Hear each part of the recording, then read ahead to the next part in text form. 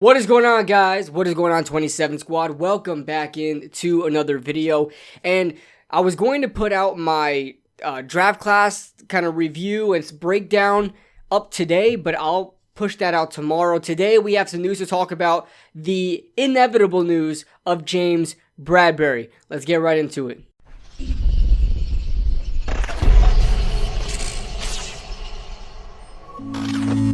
Before we start, guys, as always, if you guys are enjoying the content and like what I do here, make sure you guys hit that like button and subscribe if you guys are new to the channel to have some more content just like this. And that being said, let's talk about James Bradberry and him being released from the New York Giants. Now, obviously, I think everybody and their mom pretty much knows that this is not anything personal to James Bradberry. It's not because of lack of production. Although he had a bit of an underwhelming season last year, it wasn't a terrible season by any stretch. It just wasn't up to par with how great of a season he had in 2019. Oh, I'm sorry, 2020.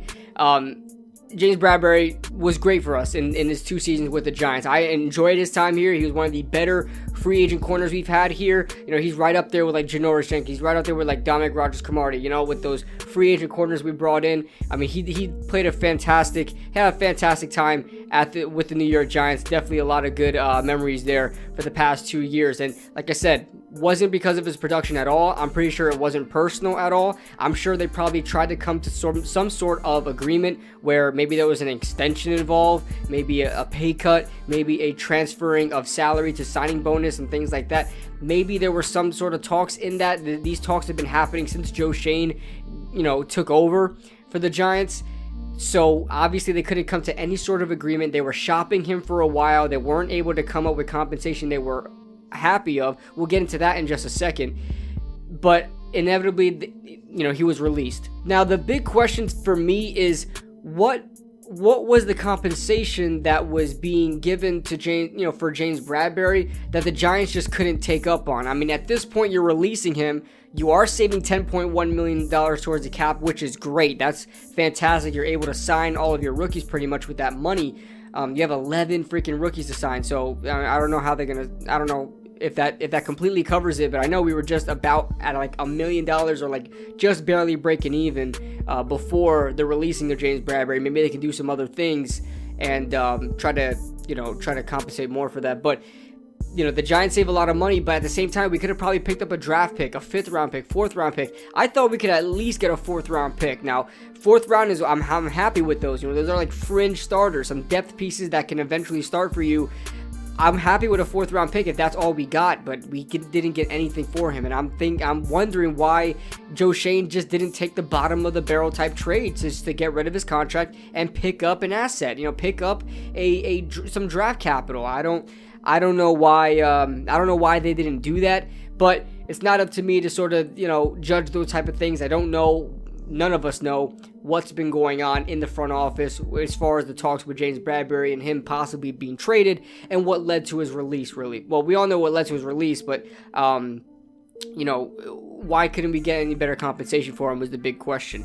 Now, it looked like everything was mutual. Nothing was in bad blood. Joe Schoen, even Brian Daboll, you know, they all spoke very, very highly of JB, and they even called him JB. You know, they spoke very highly of Bradberry, and so I'm not, you know, worried about this, you know, in any sort of way like there was any bad blood between them, because I like James Bradberry a lot. I would hate for him to like sort of leave with a bad taste in his mouth. I'm sure he understands the situation of what Dave Gettleman kind of left for the Giants. He was probably going to wind up being cut anyway, even if Dave Gettleman were to stay, and even if the Giants were a championship type roster. To save cap space, he was an easy target to save cap space as far as his, you know, how his contract goes with the dead money. Now, we all knew the Giants were going to have to deal with you know, the releasing of James Bradberry and replacing him.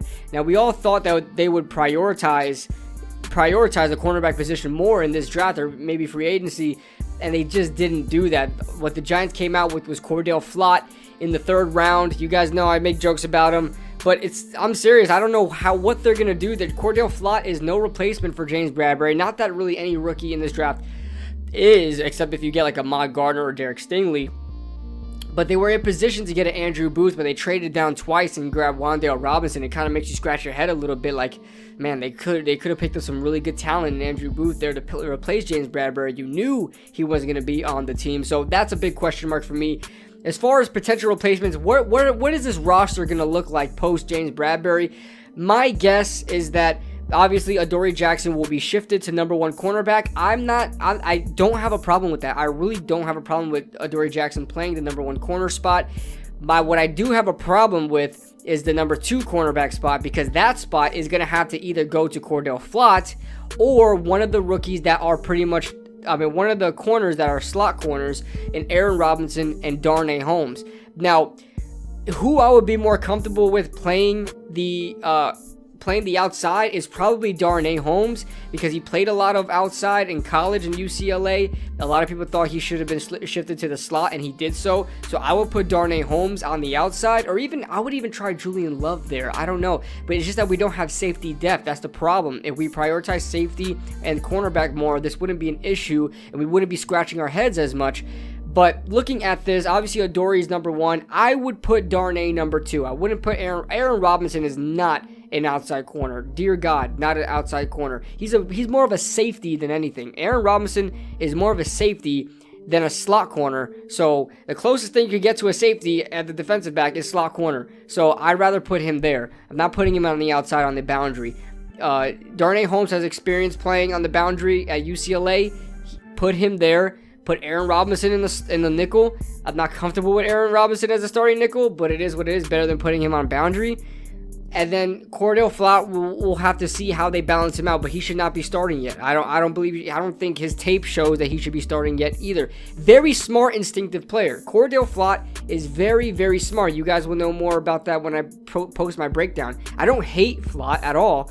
I just don't think he fits the scheme. He doesn't fit the press man scheme that the Giants are going to be eventually running in Wink Martindale's defensive scheme. They run press man corners on the boundary, and I don't feel comfortable with Cordell Flott, who is freaking 180 pounds dripping wet, on the outside and press man. I'm not comfortable with it. He's a very smart, instinctive zone corner. Do not get me wrong. I like Cordell Flott as a zone corner. If the Giants ran a zone team, like if this was a James Betcher defense, I'd probably like it, right? I probably like the move, because even if he played zone or out boundary, I would be comfortable where he's at, because in LSU, when he played zone and boundary, he was picking up on the zone so nicely. He was passing off receivers, other defensive backs like Stingley were passing receivers to him, and the transition was just so nice. I don't know where the Giants are going to put him eventually. I don't know if they want to bulk him up a little bit and teach him some more press zone. I don't like him. Like, if you guys want to see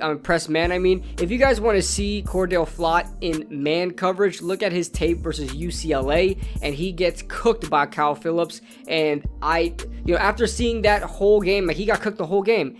After seeing that, I'm not comfortable with him being the starting boundary corner on the outside. I just don't see it. So I don't know what the Giants are going to do. I would probably put Darnay on the outside, Aaron Robinson on the inside. Flott just sits. So that being said, guys, let me know your thoughts in the comment section below. Leave a like if you guys enjoyed. Subscribe if you guys are new to the channel. And I'll see you guys in the next video. Woo!